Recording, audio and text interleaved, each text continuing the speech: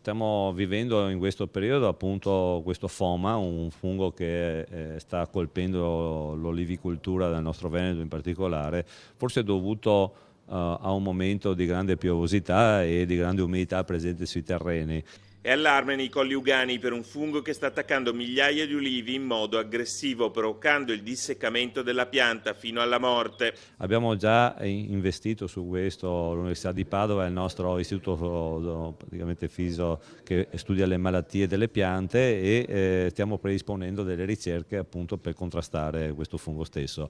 Abbiamo messo dei finanziamenti a disposizione alle università e stiamo aspettando i risultati. Secondo Coldiretti, la responsabilità è riconducibile al freddo della fine dell'inverno che ha provocato delle microferite sui rami, nelle quali sono entrati dei patogeni particolarmente aggressivi.